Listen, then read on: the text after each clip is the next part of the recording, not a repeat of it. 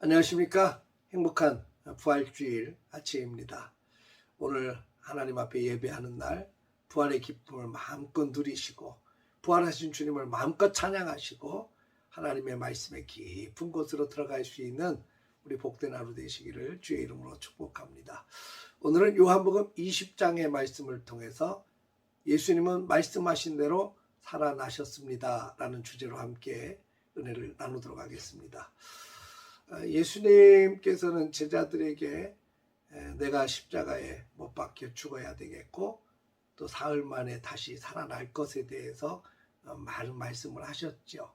근데 제자들이 그 말씀을 허투루 들은 것 같아요.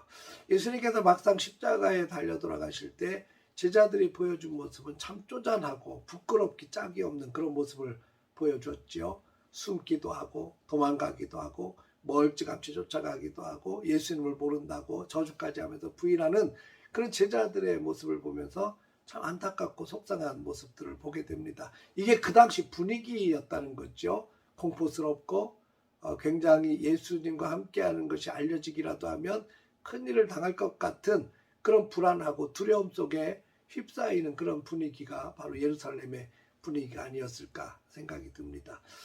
그런 분위기 속에서 예수님은 돌아가셨고 그럼에도 불구하고 아리마대 요셉이나 니고데모 같은 사람이 나서서 예수님의 장례를 치르게 됐죠. 한 번도 사용하지 않은 깨끗한 돌무덤에 예수님의 장례를 치릅니다. 그리고 안식 후 첫날이 되었을 때 그 첫날 새벽에 예수님의 무덤을 찾아온 사람이 있었습니다. 요한복음에는 막달라 마리아가 찾아왔다고 되어 있고 다른 복음서에는 여러 마리아들, 여자들이 찾아왔다고 기록이 되어 있죠.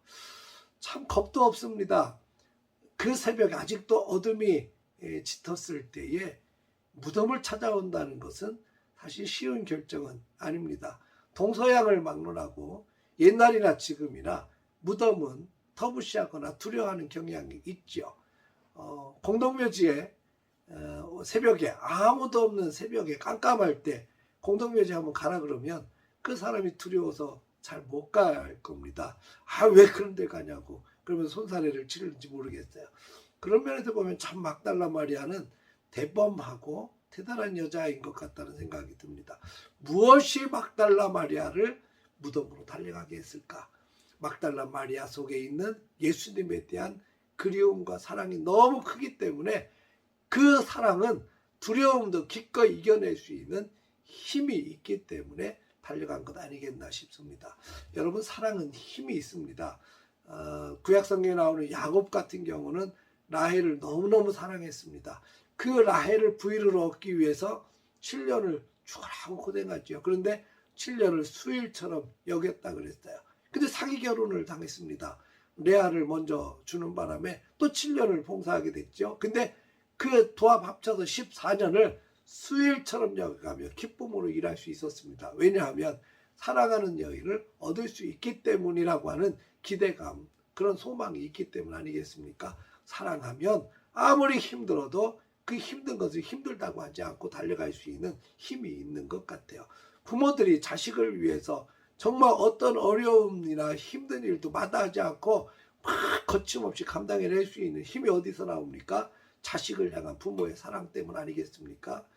이 막달라 마리아의 마음속에 또 다른 여인들의 마음속에 주님을 향한 뜨거운 사랑이 있었기 때문에 거침없이 무덤을 향해서 달려갈 수 있었던 것 아니겠나 싶습니다. 이 사랑이 저와 여러분에게도 있어지기를 주의 이름으로 축복합니다. 또 한 가지 오늘 요한복음 20장을 통해서 생각하고 싶은 말씀이 하나 있습니다. 무덤을 달려갔더니 무덤이 텅 비어 있는 겁니다. 돌은 굴려져 있고 예수님은 보이지 않고 세마포만 이렇게 남아 있어요. 이 사실을 목격하고 쏜살같이 제자들에게 달려갑니다. 베드로를 만나서 예수님이 없어졌습니다. 예수님을 누가 다른 데로 옮겨놨는지 모르겠습니다. 그 얘기를 듣고 베드로와 또 다른 사랑하는 제자 요한이겠죠. 이 쏜살같이 달려가는데 요한이 먼저 달려갔던 것 같습니다. 열심히 달려가서 보니까 세마포만 널브러져 있고 예수님 보이지 않아요. 무덤에는 들어가지 못했어요. 근데 베드로는 무덤 안에 들어가서 보니까 세마포가 잘 깨어져 있는데 예수님은 보이지 않습니다. 이 막달라 마리아, 베드로, 또 요한이 텅 비어있는 무덤을 보면서 예수님이 어디로 옮겨졌을까를 생각을 했어요. 누군가가 예수님을 옮긴 것 아니겠나 이렇게 생각을 했어요. 성경에 보면 예수님께서 죽은 자 가운데서 다시 살아나야 할 것을 그들은 잊었다는 겁니다. 분명히 주님께서는 십자가를 지시고 사흘 만에 다시 죽은 자 가운데서 살아나야 될 것을 말씀하셨는데 그 말씀을 가슴속에 간직을 못했다는 거예요. 말씀하신 대로 예수님은 사흘 만에 부활하셨음에도 불구하고 그 현장을 목격했음에도 불구하고 누군가가 예수님의 시신을 다른 데로 옮겼다고 생각하는 어리석은 이 모습을 보게 됩니다. 물론 막달라 마리아에게 주님께서 나타나셔서 부활하신 주님을 보여주셨죠. 또 제자들에게도 주님이 다락방에 나타나셔서 부활의 증거를 보여주셨죠. 의심하던 도마에게도 내 옆구리 만져보라, 내 손을 만져보라 그러면서 생생하게 증언해 주셨죠.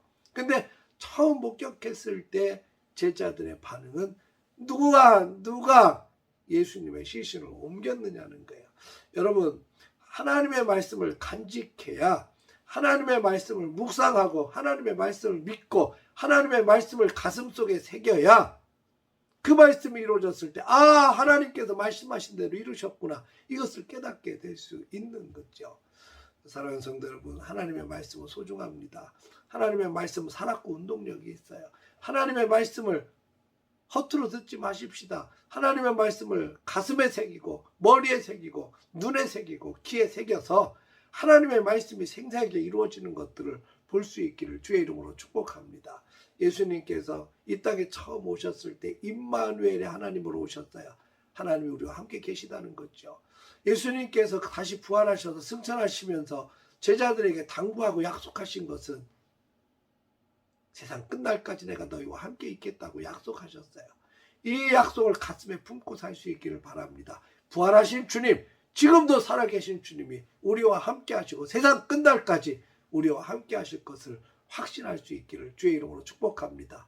어떤 어려움과 어떤 아픔 속에서도 부활하신 주님이 나와 함께 계신다면 겁낼 것 없지 않겠습니까?